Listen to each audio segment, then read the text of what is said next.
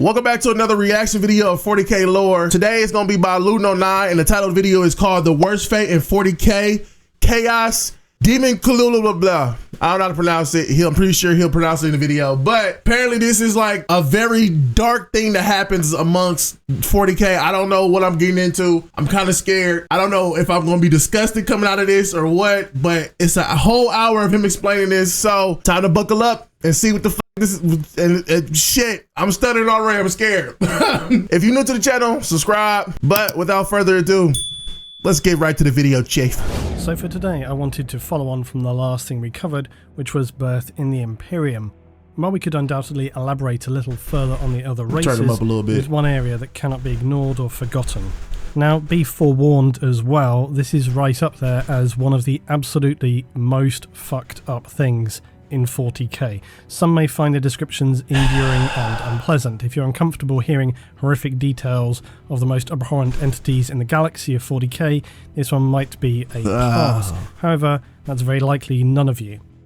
But I've said my piece, so now we can learn about the DAEMONCULABA. And of course, this relates to chaos. And you might think to yourself, why would chaos need birthing in the first place? Demons and their odd entities are made from warp material. Chaos Space Marines are the unholy children of the Emperor, now doomed to eternal existence within the warp unless they're crusading into real space.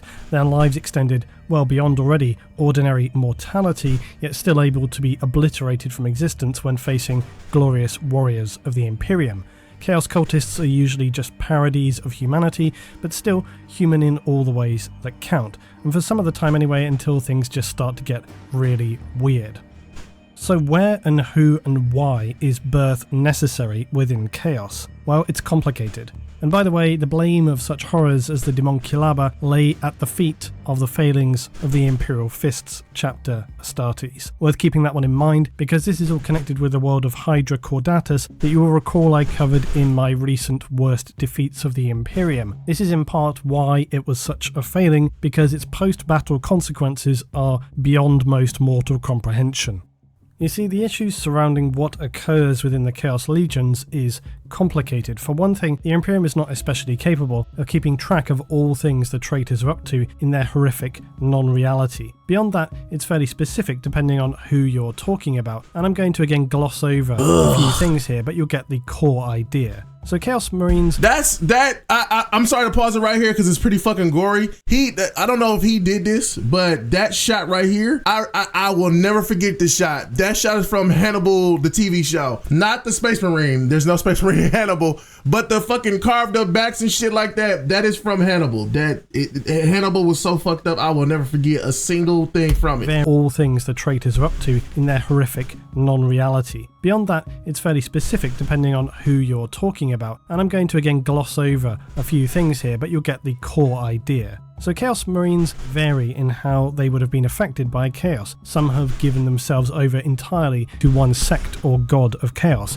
Examples of this would be the Death Guard and Nurgle, or the Thousand Sons Rubric Marines of Tzeentch, the World Eater Berserkers of Khorne, and the Slaaneshi Marines of the Emperor's Children. Now, all of these legions were affected differently, but as I haven't covered these in detail yet, this is why I say I'll gloss over it.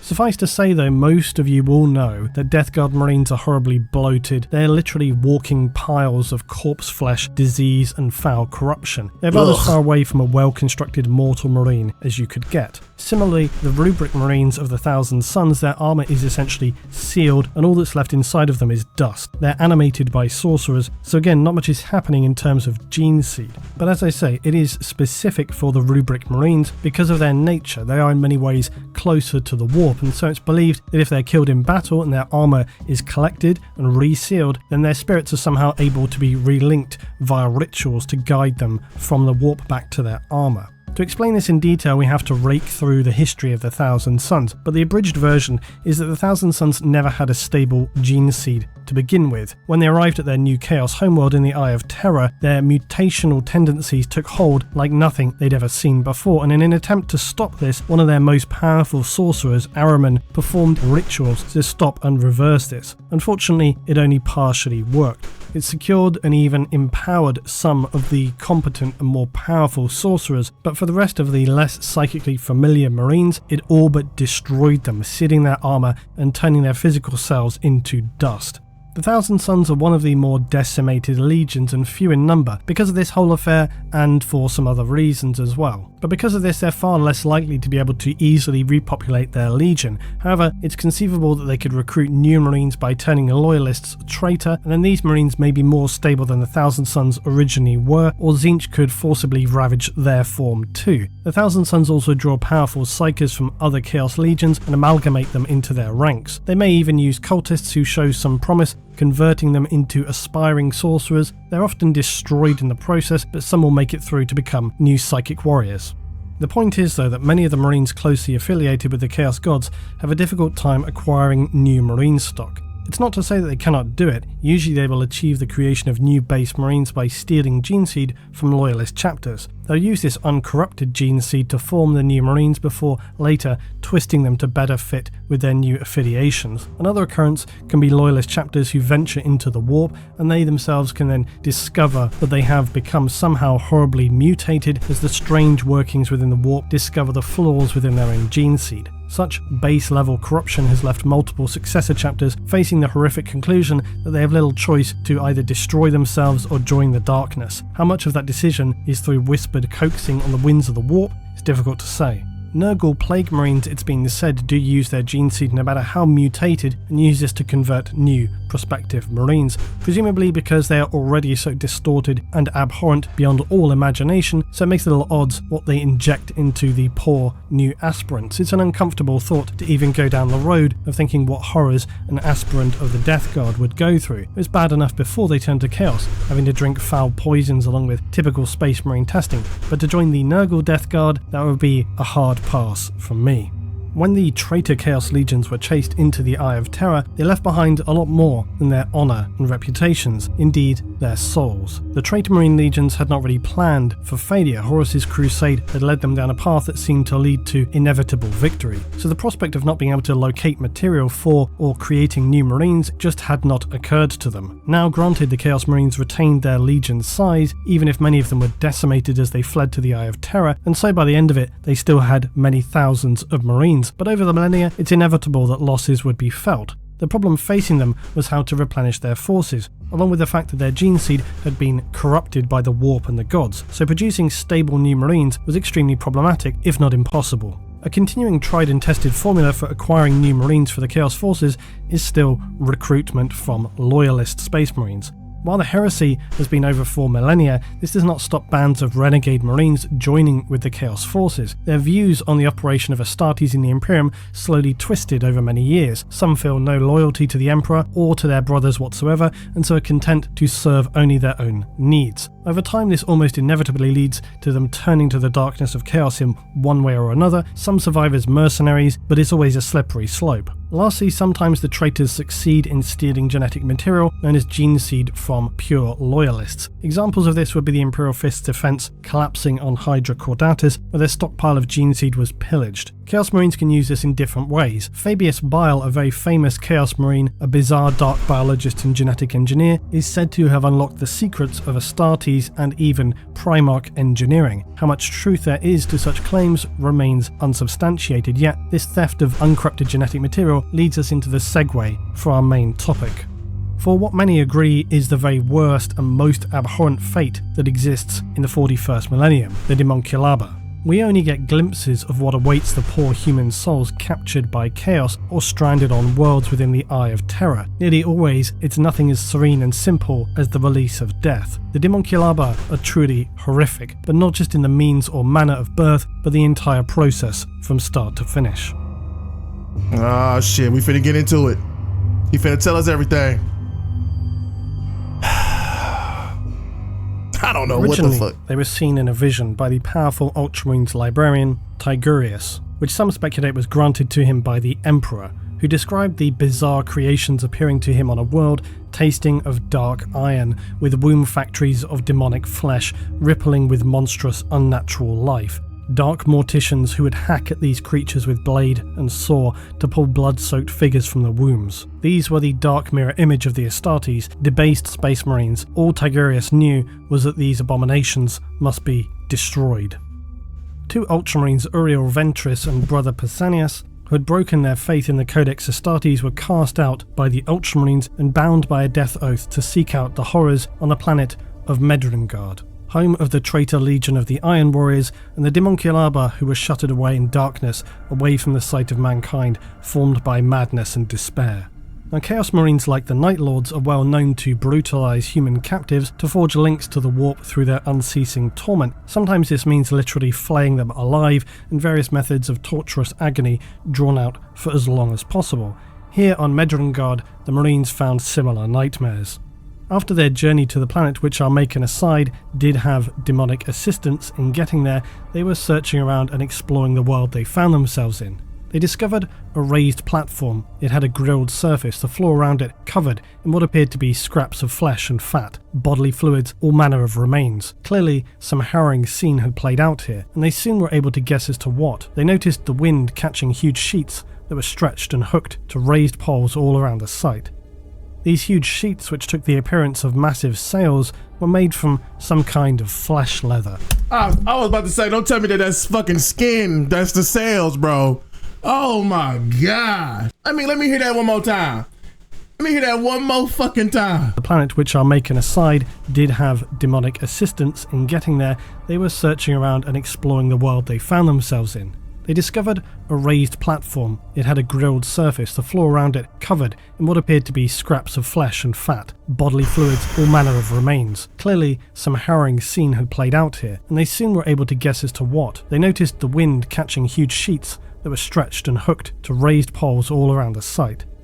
These huge sheets, which took the appearance of massive sails, were made from some kind of flesh leather. Bizarre mutated humanoid creatures wearing rubber masks and round glass eye sockets were scraping, curing these strung-up leathers. But the size of these vast leather sheets led the Marines to conclude that they could at least not be human, something they were grateful for knowing. Still, the anger of witnessing such inhuman horrors led the Marines to butcher these mutant animals like the wretched, worthless things that they were, and in moments they lay cut in two, decapitated, or just burning corpse wrecks left into the ground. Yet they noted among the slaughtered remains some of the leathery skins that were being cured lay on the ground as well, and the discomfort rose in them as they saw at the top of the stripped skin hide the features of what had once been a human man, stretched to disgusting proportions. The thought of how such a form could be achieved and harvested sickened them to their core. The Marines left the site of horror burning, the promethium from their flamers incinerating the scene behind them that was so foul and offensive to the whole of humanity.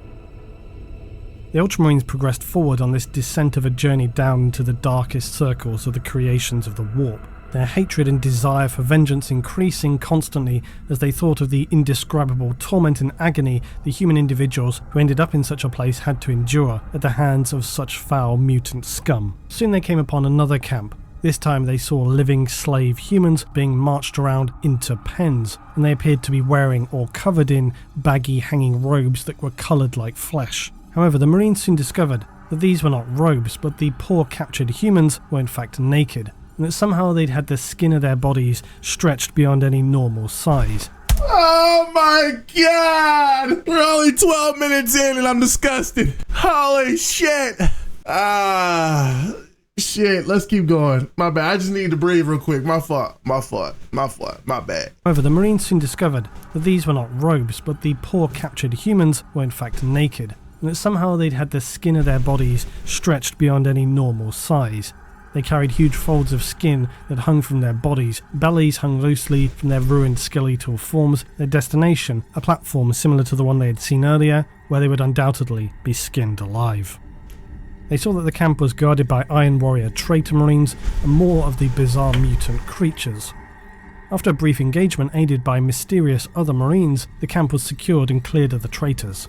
The slave humans were left wailing and consoling each other as they slumped into the ground, surrounded by their vastly stretched folded skins, and they were sad pitiful sight to behold.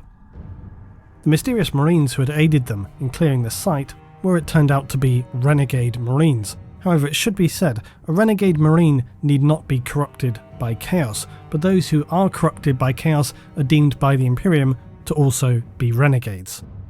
The two Ultramarines were horrified to discover the renegade Marines had not sought to save the poor human souls that were scattered around the camp sobbing, but simply to come and destroy this place. The renegade explained to them how most humans never survived to reach this stage of skin harvesting, but the ones who did would wish they had not. They were confused as to what function such a place could serve, even to corrupted Marines. The renegade's answer was for them to see for themselves. As they entered the darkened warehouses of the camp with its barely functioning lighting, hanging chains and mechanisms that filled the place were oiled and greased all over. Meshed cages sat atop raised platforms, each filled with a mass of flesh. Pipes and tubing fed into them from sacks hanging above. The air was thick with the stench of human waste and body fluids, and millions of tiny flies were thick as they fed upon the sickly waste.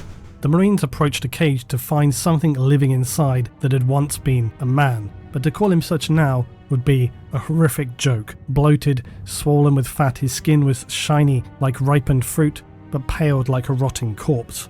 The man-thing's mouth was clamped open to allow industrial tubing feeding him directly to his stomach. Other wires and bioplugs were dotted around his chest, presumably regulating his organs to prevent him succumbing to death too soon.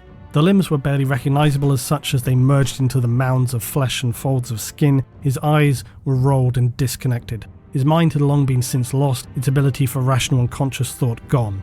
Other cages were much the same. Men and women held captive, tortured beyond anything the Astartes had ever witnessed before. Some were clearly in a vegetative state, but others were more traumatically clinging still to their... This is fucking sick, bro. I ain't gonna lie. Oh my fucking god, bro. What the fuck? This is fucking sick, bro. Oh my god. It's October. It's October. Why wouldn't we want to listen to this? Tortured Jesus beyond anything Christ. the Astartes had ever witnessed before. Some were clearly in a vegetative state, but others were more traumatically clinging still to their consciousness, their eyes locked with the Marines. Even for them, it was enough to make them want to look away from imagining the horror these individuals had endured for unknown lengths of time. The women things seemed to have also undergone further punishment. Their bellies were heavily scarred, often stitched, as if they had been repeatedly suffering surgery. The Astartes, iron-willed as they were, couldn't look at this any longer, turning away from the visions that would scar their memories doubtless for decades. They explored further, having already seen so much they needed to uncover what was going on here. More cages held human-like figures, but again, they were parodies of the human form, splayed and stretched, and these figures were hung up, and in contrast to the former, they were unfed, seemingly starving, but tubes were similarly keeping them in a state of undeath, while simultaneously sucking the fat from their bodies. The grim, dark reality of the situation became obvious to the Astartes. These humans were being forcibly fattened so that their bodies would be engorged to the point they might appear to burst, and if they didn't die from this process or the grossly disproportionate levels of fat, they'd then be vacuumed clean, leaving them in a nightmarish state of wearing a foul, hanging skin suit, then finally paraded outside in a zombie-like state of living before having it cut from their bodies and cured by the bizarre mutant horrors. The Marines were overcome with anger, pity, and revulsion. It's even worse because you're imagining this sick shit. That makes it even worse. You're just imagining this. 16 minutes in. Fuck. Who or what could envisage such horrors, and to what purpose could it possibly serve? The renegade Marines were not... I know motherfucking well if it was the salamanders on this planet, they would be fucking distraught. They'd be like, oh my god, the horror. The horror being done to these people. I forgot what faction is on this planet, but it damn sure ain't no salamanders. So the fact that the other Space Marines, who are very, very much known to be like, no, they're 10 toes down on believing like this is war, fuck everything else. For them to see this and be like, god damn, I know the salamander's gonna be pissed, or not pissed, but sad and distraught. Marines were overcome with anger, pity, and revulsion. Who or what could envisage such horrors, and to what purpose could it possibly serve? The renegade Marines were none the wiser and looked on dispassionately, only explaining that the Iron Warriors had built many camps like this, It only mattered that they seemed important to the traitors, and so this is why they sought to destroy them. And as they left this place destroying the site, the Astartes took in the scale of it. At least 24 warehouses, each a place of unending horror for those confined to its torments. They left it burning and retreated to the relative safety of the surrounding mountains of Medrengard. Later, the two Ultramarines would encounter the Renegade's bunker HQ. Some battle-worn Imperial Guardsmen were there, along with many other Astartes. The Guardsmen, though, would reveal that they came from, that's right, Hydra Caudatus, and it was here that, much to the horror of the Ultramarines, they discovered that the Imperial Fist gene seed had been stored on this world, and that due to the failings of the Imperial Fist to prevent the city from being overrun by the traitors, this previous gene seed material had been stolen by the traitor warsmith Honsu, who would then proceed to bring this material, along with many thousands of Imperial slaves, here to the world of Medrengard. Uriel knew what he had to do. He would speak before the collected renegades, attempting to convince them that they should mount an all-out assault upon the fortress city of the Iron Warriors and the warsmith Honsu. He explained to them how it's clear, now that they knew of the theft of the Imperial Fist gene seed, that Honsu, via the DAEMONCULABA, sought to generate a new force of traitor marines, and that this effort must be ended before it could begin. The renegades thought such a mission would be futile and suicidal. Uriel, the former Ultramarines captain, would exclaim that he had no more of a wish to die than any of them. He was the Emperor's servant, and he wanted to live a long life so that he'd be able to continue bringing death to the enemies of mankind for as many years as he was capable. The renegades were torn between this opportunity to redeem themselves in the eyes of the Emperor and the obviously high odds that were stacked firmly against their success, not to mention that their deaths seemed a foregone conclusion. The Imperial Guardsmen were first to pledge their service before any of the renegade Astartes had the chance, but one by one they stepped up to seize the opportunity to grasp the whisper of a chance to live as they once had, and be who they knew themselves truly to be, to live for the glorious battle in the name of the Emperor and unleash furious vengeance upon those who had poisoned and destroyed this former world of humanity. As they left the bunker to travel to the city of the traitors, they may have been a ramshackle bunch of Marines and Guardsmen, but they were now singularly focused and invigorated by their goal to destroy the DAEMONCULABA, slaughter as many Iron Warriors as possible, and kill the warsmith Honsu. They eventually would reach the fortress of Kalan Gol, where it turned out Honsu was fighting something of an internal conflict against fellow warlords of the Iron Warriors. By good fortune for the renegade Marines, a barrage split open the side of the fortress, enabling to breach its walls, where the former captain of the Ultramarines, Uriel, would engage in close combat with Honsu and other Iron Warriors. They survived long enough to all make their way inside. The band of renegade Marines would be nearly overcome as they travelled deeper into the fortress, chaotic whispers disturbing their minds. The fortress seemed to ever encroach upon them, the deadening sky and the black sun always above them. Shadows crawled over the walls that seemed alive themselves, and they pressed ever more into the dark, claustrophobic streets of the fortress city. They searched for hours, but it was a labyrinth of streets that defied physics and reality. The band of Marines would be nearly entirely slaughtered by an Iron Warrior known as Onyx, who had been hunting them under the orders of warsmith Honsu. He would gruesomely tear their spines clean from at least 5 of the Marines before Uriel was temporarily held by Onyx. Another Marine of his band would free him by impaling him through the throat in an attempt to kill the corrupted Chaos Marine, but to no avail. More of the renegades would die before the filth and waste of the city itself somehow became animated by the chaotic powers that gave it some semblance of life, and under these black waves of filth they were carried off deeper into Kalan Gol. After a brief interrogation with Honsu, Onyx would drag them into the bowels of Kalan Gol, where they encountered more abominations. Figures stitched together from multiple bodies, faces and eyes replaced with rusting copper gratings. That is fucking disgusting, that picture. As much as they spoke guttural, rasped distortions that passed for language. They descended in a cage elevator until they reached their destination, as they were to be handed into the care of the savage morticians, to be hacked, experimented upon and generally put through hellish torture. The savage morticians appeared to be bastardized versions of the Mechanicus as they scuttled around on crab-like limbs or stilted walking mechanisms. Their arms were a mixture of saws, blades, surgical instruments and any number of drills, clamps and other tools. Their bodies, if they had any at all, were ravaged with repeated surgical wounds, and the cavern was a bizarre place filled with cages similar to those in the camps they saw on the surface, where the flesh creatures, once human, were fattened then forcibly drained and skinned alive.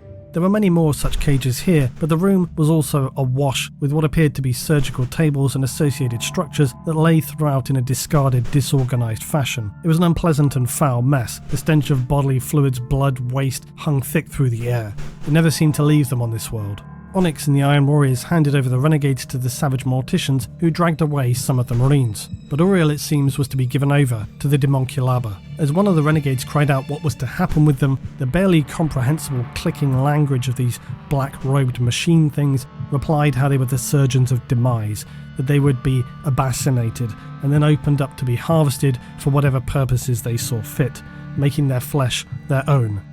Incidentally, abasination is where someone is blinded by the process of having a red-hot piece of metal held before your eyes, or historically this was performed by also using a corrosive chemical such as slaked lime, which would be poured into cups and strapped to someone's face so that the lime would eat away at the eyes. As Uriel was dragged off to his fate, he witnessed only further horror. Stripped down humans, their flesh ruined, prisoners sewn together, others screaming in sheer incomprehensible madness as fluids were being pumped through their skulls for whatever purpose, bursting out of their eye sockets. Others were being reassembled into new forms with limbs and who knows what attached to them for seemingly no reason. If ever there was a vision of what ancient humanity had called hell, this was certainly it. He was dragged up ramps and between cages, seeing more victims that resembled those from the skin-stretching death camps. But this was not the same. Being dragged along, it was difficult to catch a clear glimpse of what was contained within these cages, until he finally saw what abominations they contained. Horribly bloated, swollen beyond all recognition, but most certainly female. Oh, fuck! Oh, my God! Not the bitches. No! Not the bitches. No! Not the women. You messing with the women too? They don't discriminate. They don't discriminate. All right. Fuck. The vocal cords seemingly had been cut or removed to prevent what would have been unending screaming. Unlike the forms they'd seen previously, their bellies rippled and moved. They were large enough to contain something big enough to be a full-grown human, even the size of an Astartes. In horrifying realization, Uriel understood that these were the DAEMONCULABA, and even within they held these new growing forms blended from pure, uncorrupted seed. It was the most harrowing thing Uriel had ever witnessed. All of these endless and unceasing horrors were too much. The compounding misery of fate he'd witnessed, abandonment of so many innocent humans that he'd wanted to save, but left to fates too grisly to ever tell of, the perversion of the corrupted traitors, and now this absolute unceasing nightmare, the agony, the despair, the madness. Uriel himself wept. Except he recalled his death oath, that if he succeeded, would see him restored as an Astartes. He attempted to break free from the strange surgical beast which was now cutting his armour from his body. His protesting only resulted in being bludgeoned almost unconscious, but staring down through the metal grating that was the floor, he saw conveyors filled with dead traitor Astartes who were being crushed and pulped into a paste-like material. Apparently this was the Iron Warriors' method to repurpose their gene seed, split with that of the Imperial Fist's stolen material, to the DAEMONCULABA as it was fed back through to them. Ew! Dragged back to his current situation, he looked around as he saw children being fed into the flesh chambers of the DAEMONCULABA, themselves struggling and crying as they'd be placed inside these hell wombs where the genetic material of the traitors would twist and corrupt them into newly formed soldiers of the Iron Warriors. Uriel was dragged into the wombs himself now, sutured into place, and he felt the warm darkness surround him. The chattering oddities of the morticians sealed him in, but not before explaining how he would die. Too old to become an Iron Warrior, gene seed will rupture your flesh, mutant growth, unknown results. You will be in pieces, into jars. Folds of soft blubbery flesh were covered over him, and he was trapped in a nightmare. Pulsating things shifted all around him, numbness spreading through his body. He became unconscious as he heard the friction of long threads stitching his surrounding womb shut. Meanwhile, the other renegade marines were being clamped in place and dismembered. They learned that the skins that they'd seen being prepared on the mountains were used to clothe the newly birthed marines of the DAEMONCULABA who were born without skin of their own. They would have this stretched flesh leather wrapped and stitched around them before becoming new Iron Warriors. and the unfleshed mutants they'd seen in the same place were the failed newborns from the process of the DAEMONCULABA.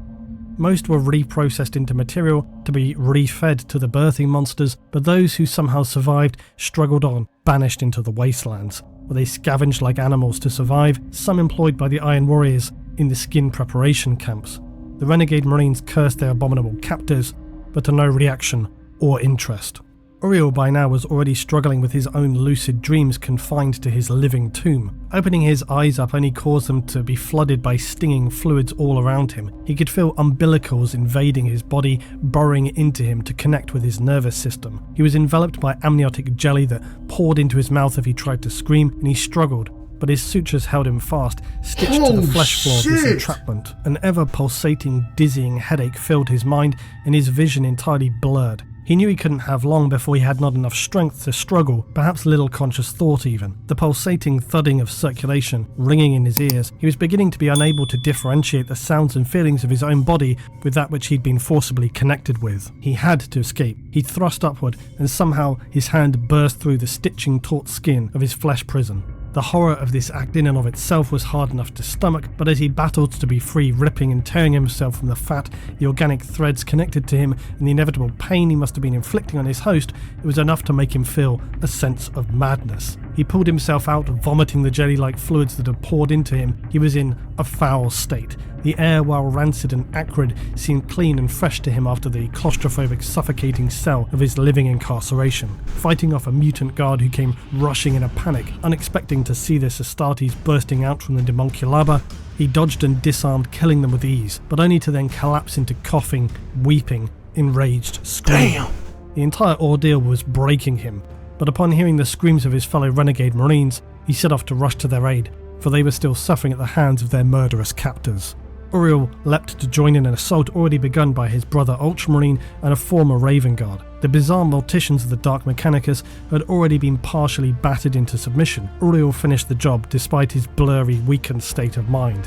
While the renegade Raven Guard abandoned them to save his own life, the two Ultramarines sought to free whoever was left alive, including two severely traumatized guardsmen. Their only way out of the hellish world was through the rivers of surgical waste and pulped afterbirth, as well as the aborted Astartes, and so they waded through the tunnels flying with body parts and rotting material. They rushed in the vain hope of escape to the outside, but more bizarre mechanical morticians were after them. As the tunnel continued to descend, they soon lost their footing and were being flushed down through the fetid, stinging stream of liquid. They were swept.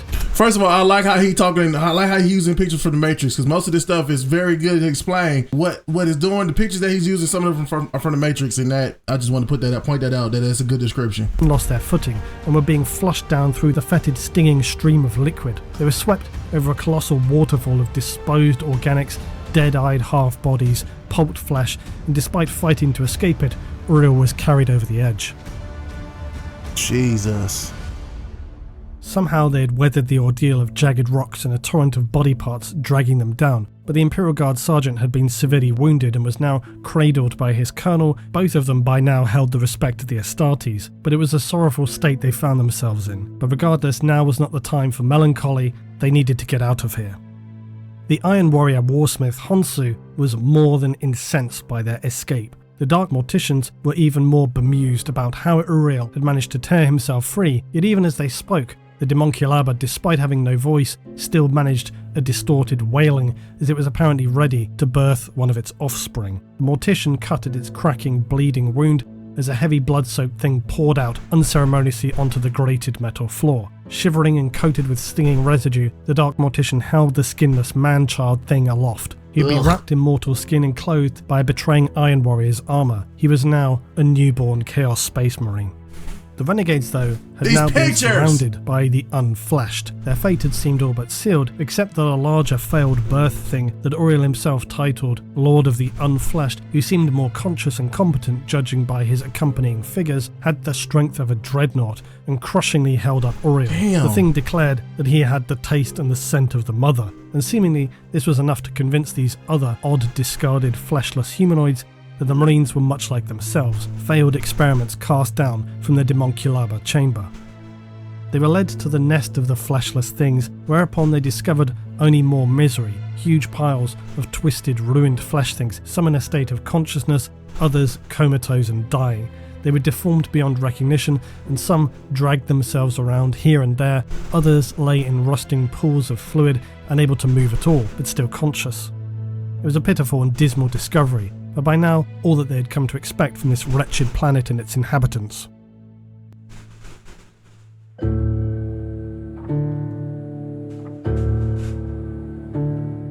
Yet it soon unfolded that they had not yet been judged to be included with the group of fleshless things. They simply had brought them here to decide whether or not to kill them. While the horrors decided the fate of the Marines, their own willpower and ideologies had been, after all they'd seen and survived through, stretched to breaking point. The Raven Guard, who was already barely convinced by Uriel that their mission to destroy the Daemonculaba was a good idea, had easily had enough of this folly of an affair. They barely escaped with their lives and lost brothers in the process. Uriel and Pausanias, though, had been sworn to a death oath by Manias Calgar, and nothing would sway their determination, no matter the nightmares that they had already endured at the hands of Honsu and the Dark Morticians. Despite the Raven Guard all but stating he would abandon Uriel, the two other Imperial Guardsmen had managed to somehow survive this far, but by now the sergeant's wounds were too severe. He died, and the colonel explained how it was not right that he should have to die in such a dark place. But Uriel reminded him that it was the manner in which he lived that was the true mark of a warrior, and that his courage would surely ensure his place at the Emperor's side. The colonel nodded and agreed. Not only this, but he pledged himself to Uriel's mission to return to the fortress and destroy the Daemonculaba. Uriel was overcome with admiration. This lone human soldier, his belief and courage so strong that he would pledge himself to this former captain without hesitation. What exceptional individuals the Imperium of Man had forged from the Emperor's hand. This gloriously invigorating moment of pride was interrupted by the slow clapping of the Raven Guard Astartes, declaring them all fools and that they would surely meet their futile deaths in this ongoing pointless quest. Uriel snapped at the Raven Guard. "Silence! You are not a space marine anymore. You are not even a man. You are a coward and a traitor." But just as they were about to come to blows, the Lord of the Unfleshed returned, and they were to learn of their fate, which was to be determined, strangely, by the Emperor. They were led through to a chamber, whereupon they discovered the most bizarre of sights. In this long since abandoned factory, they found a statue that resembled the Emperor of Man. 20 meters tall, filthy, rusted and adorned with beaten metal panels, chains and wings of stained metal protruding from its back. Uriel considered that despite its pitiful absurdity, it was somehow impressive that such mindless humanoid horrors had constructed this idol out of whatever materials they had lain around the ruined manufactorum. Despite the other Marines' obvious revulsion at such a sight, Uriel considered it was strange and sad, yet a part of him felt true pity for these mutant, fleshless figures, who were, after all, the product of gene seed not unlike their own. These creatures had obviously failed in their conversion to Chaos Marines, but even deeper than that, they had somehow retained a core strength in them. They had retained somehow a belief and a worship of the Emperor. It was as disturbing as it was touching. Had this been a part of their genetic material, or was it more tragic? That all that remained from the children entombed in the flesh hells of the Daemonculaba, all that allowed them to survive, was the unending strength that came from their belief in the Emperor of Mankind. Shit is sick. They remembered his love and his protection. It was a tragedy beyond words. Despite all they had endured, they still saw fit to construct this idol of the Emperor so that he might watch over them and protect them from the minions of Chaos and Medrengard.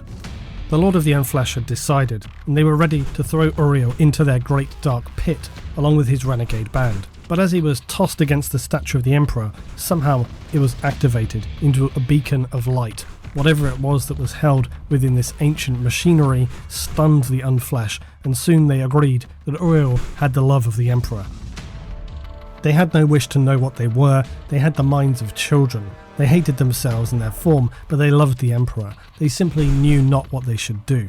They were frustrated and agonized by what they were and by the Iron Men who they hated more than anything. Uriel had them on his side now. No more should be born from the flesh mother, the Unfleshed would say. We did nothing. We do not deserve this. Uriel knew where they all needed to go.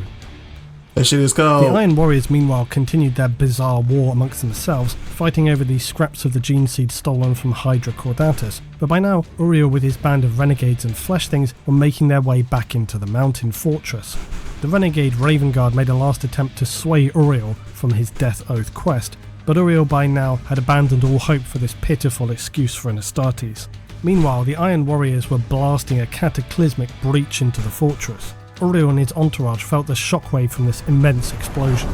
Stunned by its power, the Unfleshed declared the Emperor was clearly angry at Iron Men, for he strikes at them from heaven, to which Uriel agreed.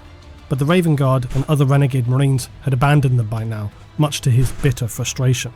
Only Brother Pausanias and the Colonel now stood with him in his death oath to destroy the Daemonculaba.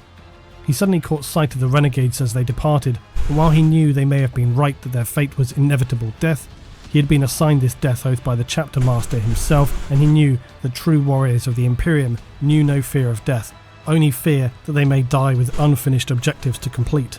No matter the truth of the renegade marines' words, he knew their choice was the right one. With the aid of the Unfleshed, they made good time, and advanced to enter the fortress of Kalangol once again.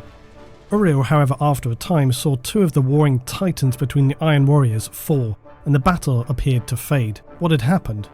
Honshu, as it happened, had succeeded in crushing the assaulting Iron Warriors and killing their commander. He hoped to bring them to his own force, tempting these Iron Warriors that they might share in his spoils and the strength through the Gene Seed and Daemonculaba. Their only way in now to the fortress was through deception.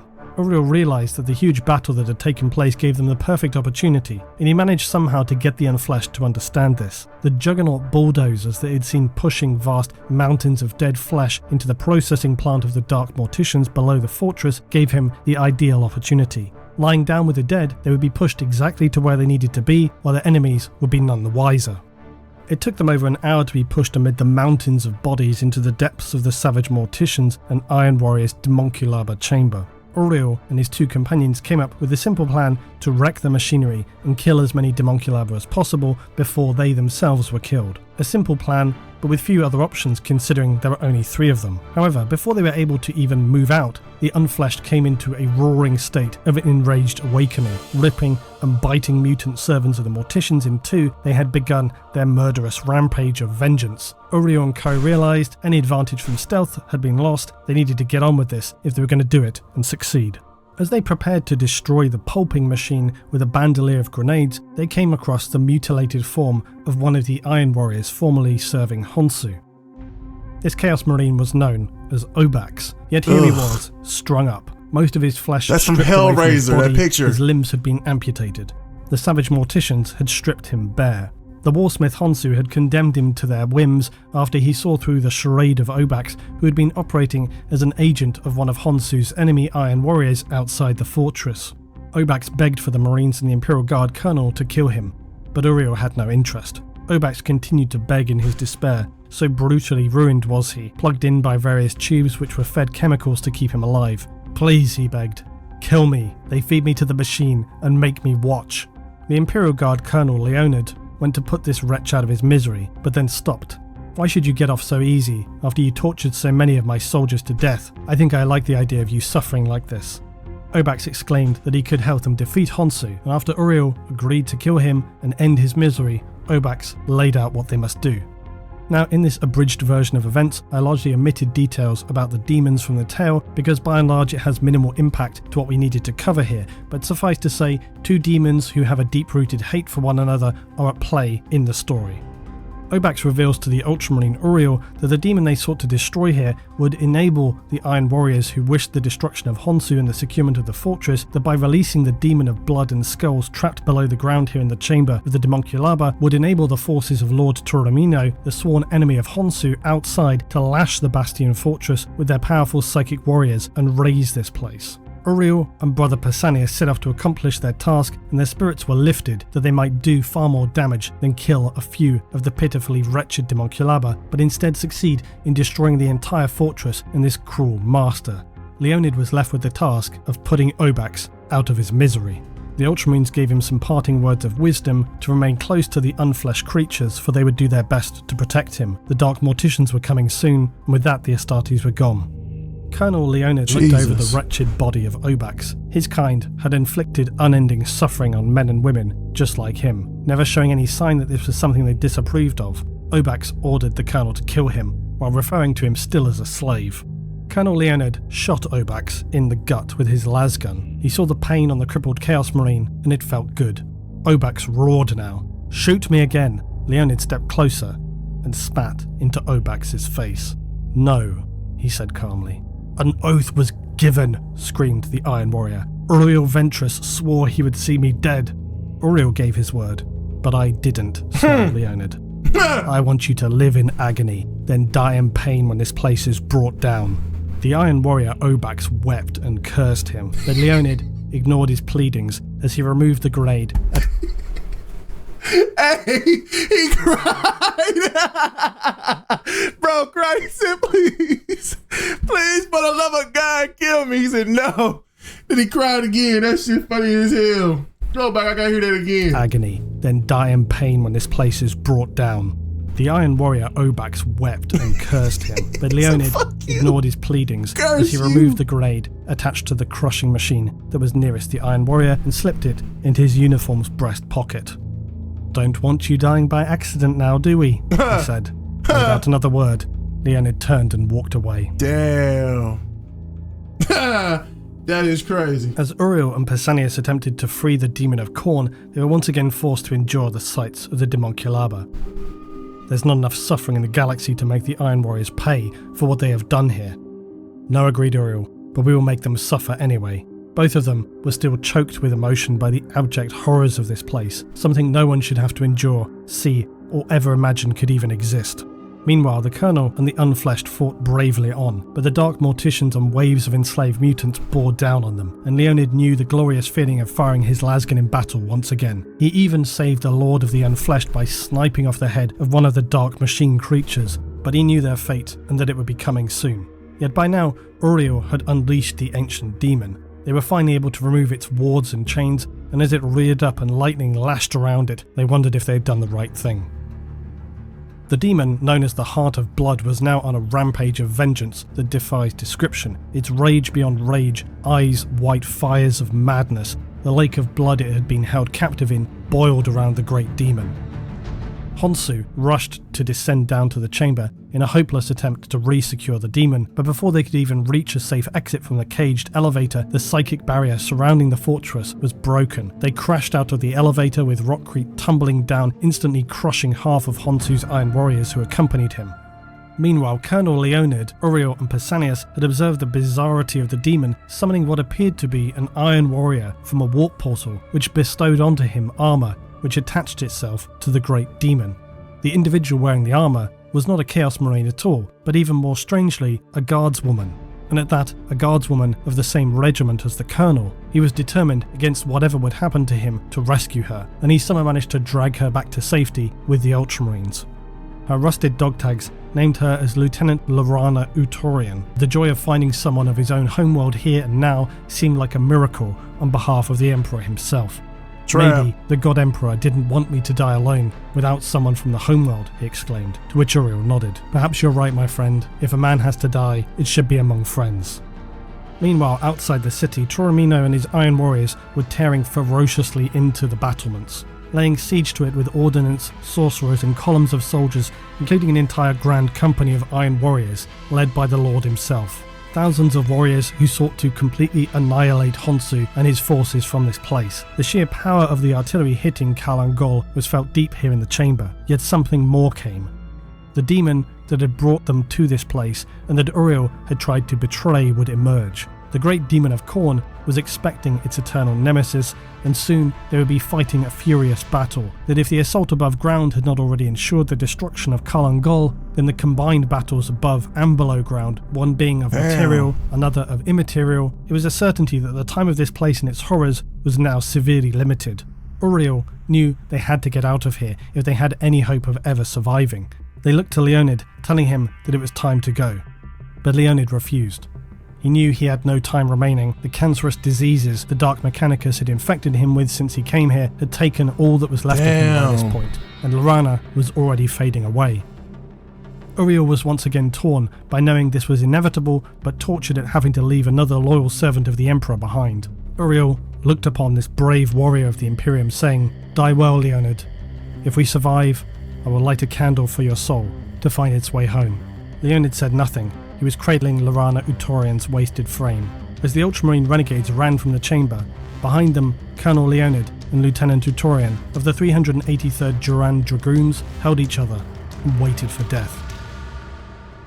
Yet even as they sat together slumped, tears running down his cheeks as he looked upon the exhausted Lorana Utorian, he thought how fitting it was that they would die together, the last warriors of the 383rd. Damn. He recalled to his mind the last time they had all fought together at the fall of the Citadel on Hydra Caudatus.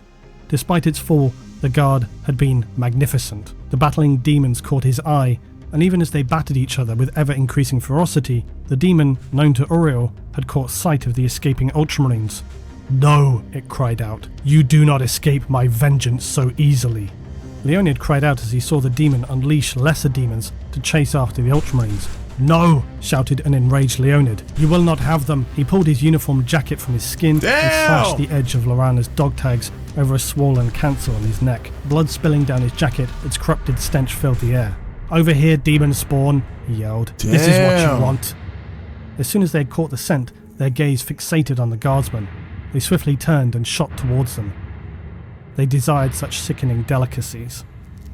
He drew something from his pocket while Lorana continued whispering in her madness, "All dead, all dead, all dead, all dead." As the demonic mists enveloped them, Leonid agreed, "Yes, we are."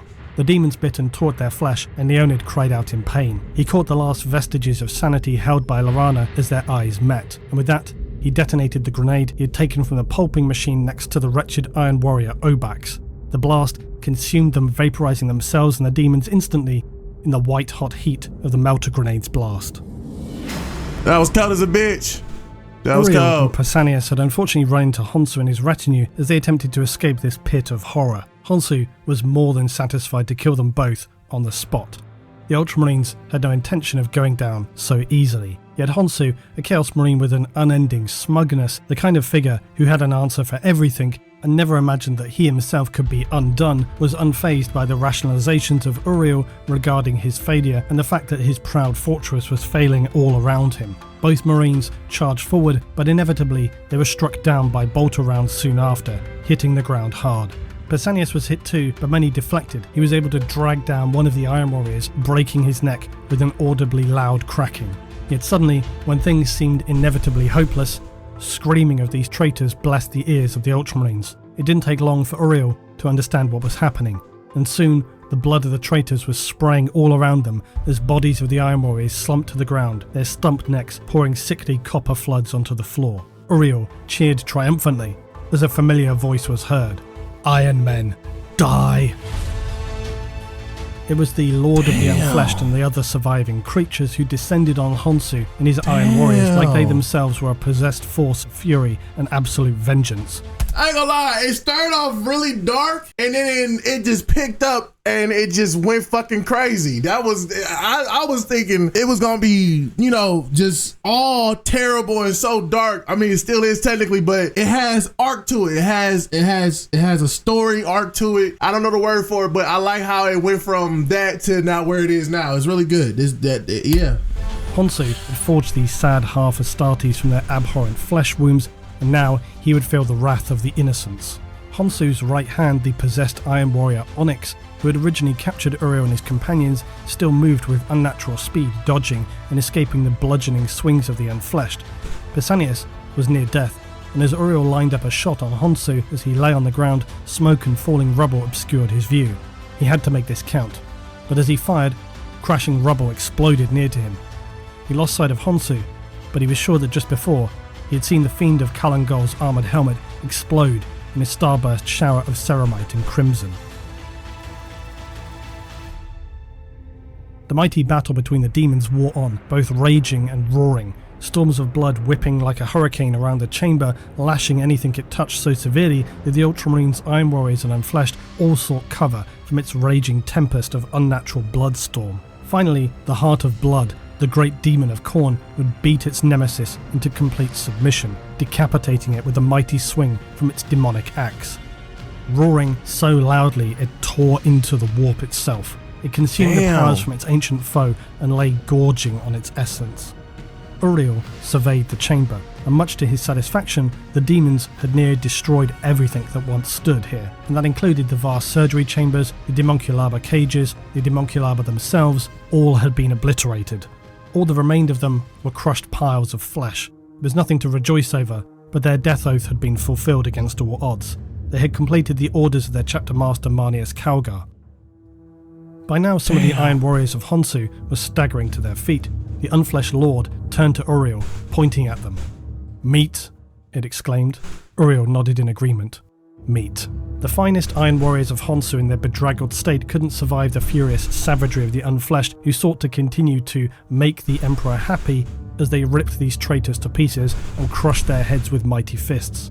The ground soon littered with Iron Warrior dead, armour smashed open, limbs ripped from their sockets, and then of course the unfleshed began feasting on the still living bodies of their creators that they hated with every fibre of their being. Only the possessed one, Onyx, remained, and despite his speed and lacerating blows, the unfleshed ignored this until he was surrounded, pinned down, kicking and screaming while they tore him apart. Jesus. Uriel and Brother Pausanias looked to each other. "Our honour is restored," said Uriel.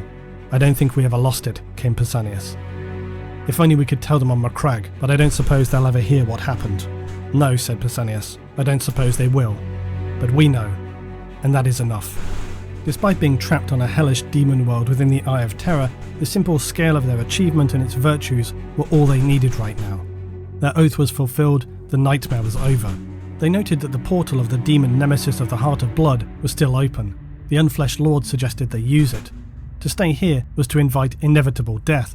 They concluded the same and all decided they were best off out of this chamber and set about making for the portal with haste. Honsu came around. He thought he'd been killed, but evidently not.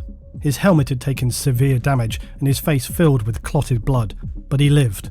He had greatly underestimated the unfleshed abominations, never imagining them to hold so much power and determination, and also the Ultramarines and their renegades, which on reflection would have been better off to be killed during their first meeting and be done with it. A few of his warriors lived, but some of the mightiest, including the previously possessed Onyx, were shattered and worthless.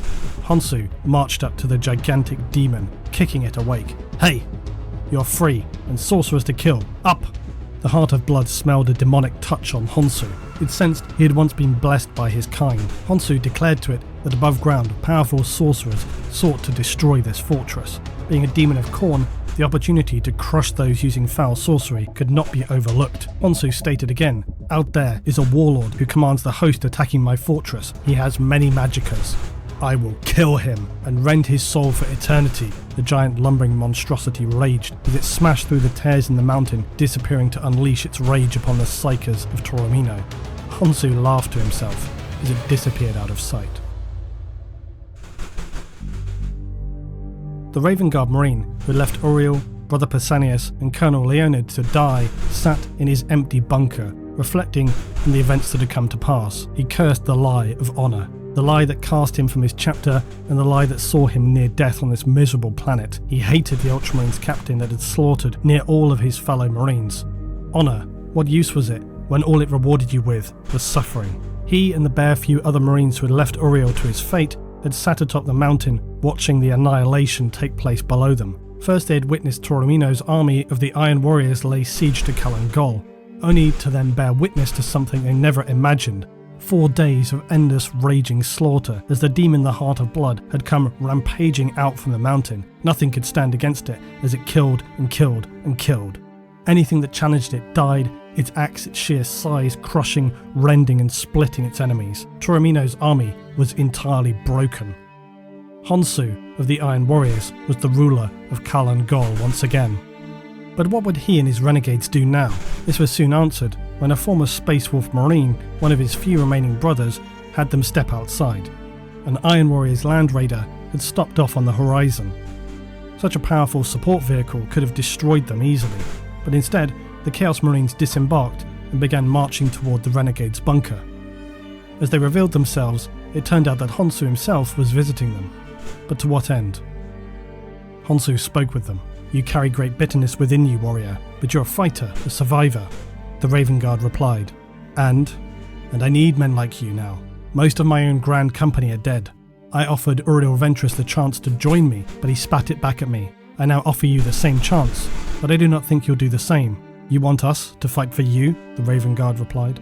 Yes, said Honsu. For what purpose? for conquest, for war and blood, and to take revenge on our enemies. My champion is dead, said Honsu. I need someone like you to train his newborn replacement in the art of death. The Iron Warrior beside Honsu removed his helmet, and the Raven Guard Marine gasped in shock as he saw the face that was revealed. It had new skin that was ashen and ill-fitting, raw sutured wounds ringing his neck and jawline, but there was no mistaking his features or the storm cloud grey of his eyes.